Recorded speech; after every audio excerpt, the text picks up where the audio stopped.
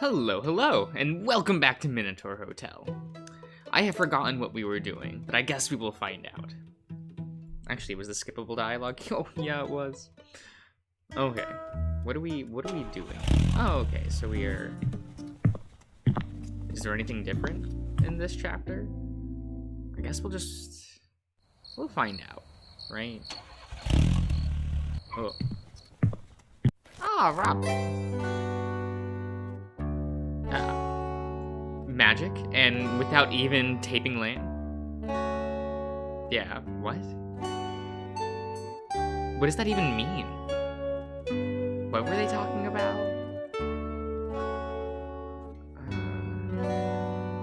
Okay. It takes all your mental fortitude not to ask him, is this a motherfucking joke to you?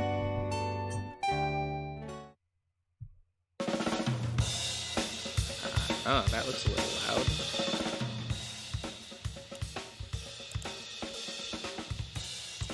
Not every day we get a Frenchman. Do you remember Mr. Robert? Wait. Yes. Do you remember... Wait, this is just really loud in my ear. What the shit? Here, let me... The music's distracting me. Do you remember Mr. Robert mentioning that he gave someone a ride here? After you left, he came in, and there's something that doesn't sit right with me about him. Master, no, that... The Minotaur's eyes twitch. He cannot contain a groan as he scratches his cheek. Could it be that you are British? Is that why you don't like him? Master Jean was a good and kind lord, but he told me all about France. That it was a beautiful land, rich with culture. I assure you that Frenchmen are not all bad, and he was the proof of it. What? Wait, what? No, that's not what I meant at all. I don't have any problem with French people. My point is that he's an odd Frenchman.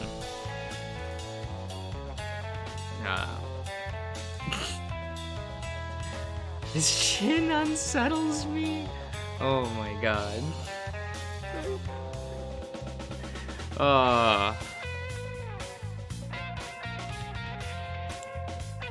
There's something about his chin. It unsettles me. It can't be right. Don't like his hair either. Is there something reproachable in having curly hair, Anon? My brothers all had such fine locks. No, that's not what I mean.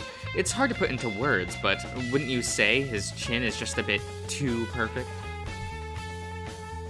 He's just too handsome. Oh. The Minotaur's ears continue to flick as thoughts surge like a turbulent tide behind his eyes. It takes a moment for him to react to your words, or perhaps to the ideas which your words have inspired.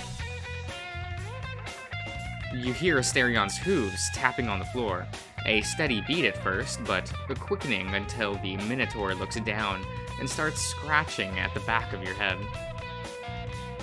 His fingers dig into his scalp, and then he becomes quite still.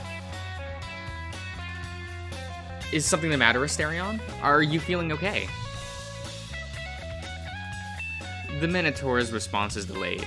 He meets your gaze only long enough to give you a nod, and then he returns to his thoughts. Your conversation is cut short as you and Asterion notice a duo approaching your table. None other than Jean, the delivery man, and Robert the demon. You and Asterion straighten up.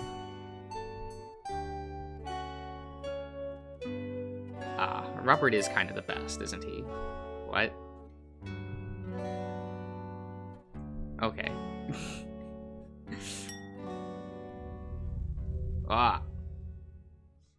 Right, this whole shenanigans. Well, you know, last time I chose Apollo, right? I'll probably still, well,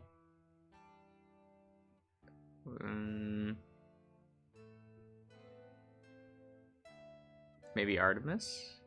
You know, since that's what Maya used, right? And Persona.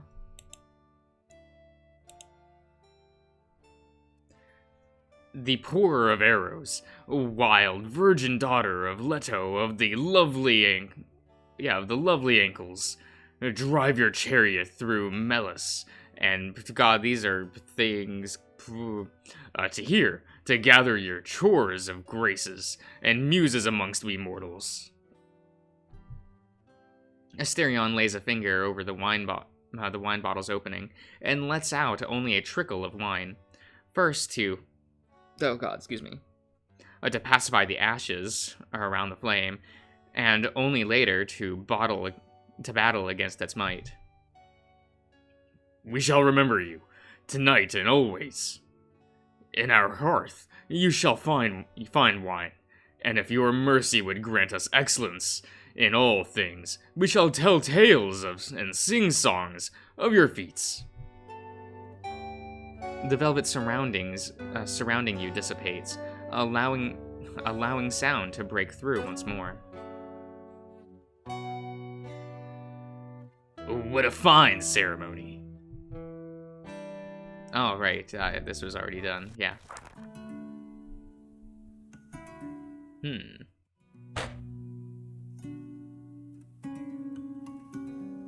Not a lot's shifted in this chapter, is it? Whoa. Not to mention, you're getting a little sick of ramen and miso soup every other day.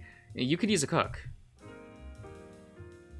Taking everyone in need without discrimination could also potentially be dangerous. As Robert demonstrated, just about anyone can enter the hotel with next to no opposition, and this may prove to be an issue if the next guest is not as affable as he is. Not to mention, employees sent to explore the labyrinth would feel a lot safer with someone reliable amongst them. We could use a watchdog, one that can keep... Yes, okay. Yes. And don't get me wrong, Robert.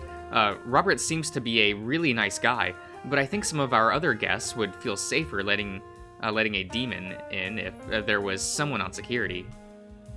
I'll keep my eyes peeled. Seeing a place like this prosper would warm my heart. Okay. I just used the name. What? Okay. Ooh, okay. We will do this and customize. Yeah, we gotta put that back on. Fuck it. Oh, right. We will now.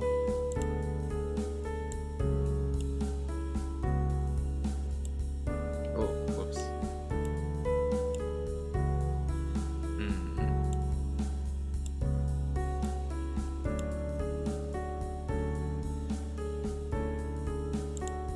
We'll do this, and then we will talk to Robert.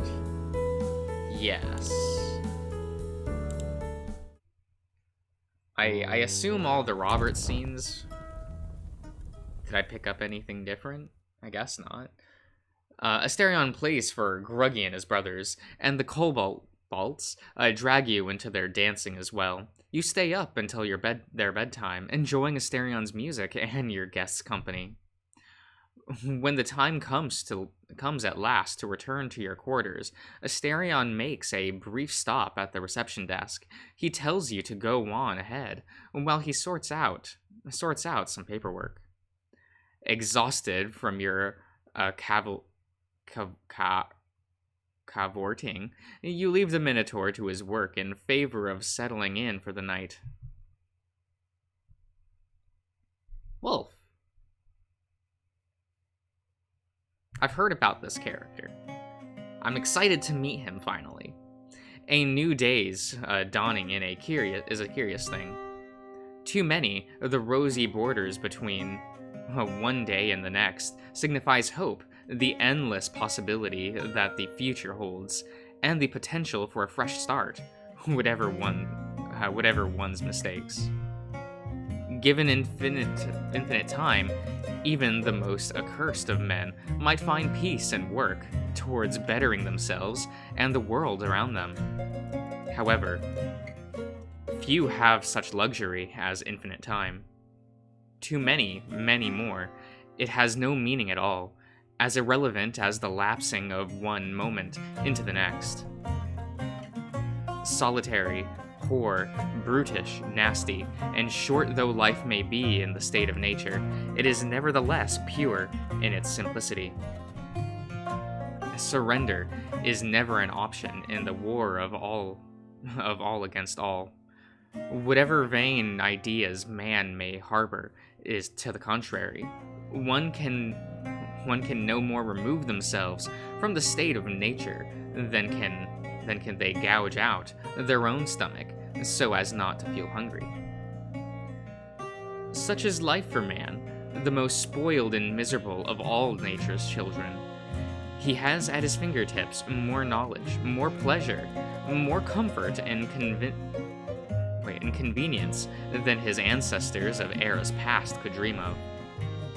And when his decadent excesses catch up with him, however briefly, he plays the victim and whines to all that can hear.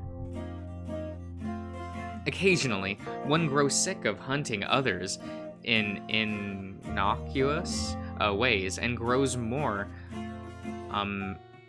amenable? Amenable? Yes, to hurting them directly. One grows sick of pretending that the streak... Yes, wait, there's no R there. Steak? At the grocery store wasn't once a living cow. One grows sick of callow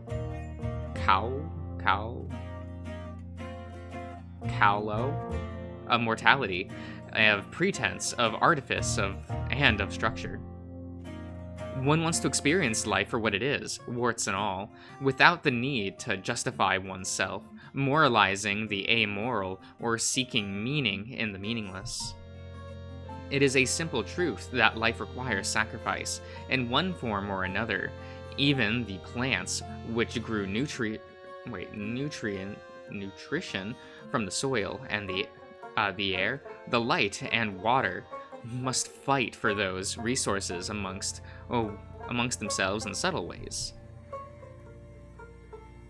None are exempt from the struggle for existence, none from the inevitable death of decay that follows. By that measure, all are equal. For all that walk, fly, swim, crawl, drift, or otherwise locomote upon the earth, dissatisfaction and change are the only constants. From the harsh mother, necessity springs progress in all its forms. For a forest, progress is a matter of succession, of hardy pioneer species like moss and lichen, colonizing an uninhabitable area before rendering themselves obsolete by their own impact upon the world around them. Built upon the backs of those tiny creatures, a mighty forest may rise on barren land, an apex community which eventually emerge that bears no replacement, at least until the next disturbance forces the cycle to begin anew. For man, progress is not altogether too dissimilar. It is the decaying of ideas, of skills, and the people who practice them in favor of newer and more efficient ways in tireless pursuit of an apex that shall never arrive. It is the replacement of the craftsman's workshop with the assembly line of singular tasks with division of labor, of fathers with sons and mothers with daughters. It is the succession of flesh with blood, with stone with metal. It is the supplanting of copper with bronze, of bronze with iron, of iron with steel, and of steel with carbon, nanofiber, and silicon circuitry. This is the forest in which man lives, the forest he has made for himself, which consumes and then discards them. A living forest of metal. Oh, sorry, that looks a little loud on the levels. I don't know. I can never tell with this game. You know how it is. There we go. A living forest of Wait, did I? No. A living forest of metal and plastic, rubber and concrete, art and artifice, heelless of tiny tribulations and silent sacrifices, of insignificant things like moss and lichen, and people. Progress leaves men behind. It usurps his work, wastes his life, and plunders his happiness from under him, as surely as the passage of days into weeks, months, years, and decades wrecks his body with age. And communities in various stages of advancement butt against one another, inequality and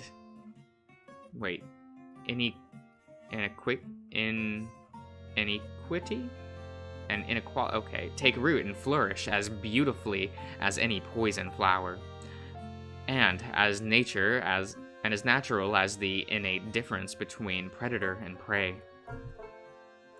For such animals, progress is simple. It is merely earning the right to exist for another day, the right to live purposefully to be. Cannot be taken away except with a bloody fight for supremacy, a tooth and claw, horn and hoof. Or, of course, by the whims of fate, disturbances and disasters of all kinds. Animals don't have to think about things like that. Men do. Let us turn our attention now back to nature. Wolf. Okay, here we see a lone wolf, a male wolf, greeting the new day with a yawn. From the cave in which he has slept, he awakens to a tittering bird song, utterly unconscious with anything resembling the human condition, modernity, or the creeping existential despair that accompanies them. His lot is a simple one, but not without its fair share of difficulties.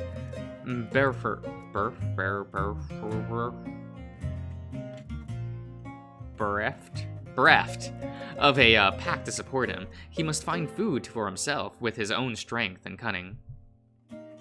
And when prey is often larger than you, hunting them alone can be a dangerous prospect, if not an outright impossibility. He can be helpful, however. Small and medium-sized game are relatively plentiful in the area in which he lives. Likewise, so long as he does not encroach too boldly upon the territory of the other wolves in the area, he is free to scavenge leftover meat from their kills as long as it is available. He sticks to the fringes as best he can, a scent marking just enough trees to ward off occasional trespassers. He knows full well that to cross into the heart of another's territory means a fight to the death, as do the other wolves. If he is found out and cannot beat the odds, he will have to abandon his home. Occasionally, an older female, past her breeding years, still wanders in, or a younger wolf, dispersing from the parent's pack, but the chances of being adopted are slim to none for any and all wanderers. They can only follow their nose to an unoccupied area and hope the game there can sustain them, as he has done. Once he has satisfied his need for food and water, he will patrol his little territory until he tires. This is the nature of his existence as a wolf. Wolves, like men, always take more than they need to survive. And as the conditions of survival grows ever more stringent, so too does their greed grow in kind. A pack's territory naturally expands when food is scarce, and contracts when it is plentiful. He sniffs the air and grumbles. Oh, look at him. He's little angry eyes. He's a little fierce.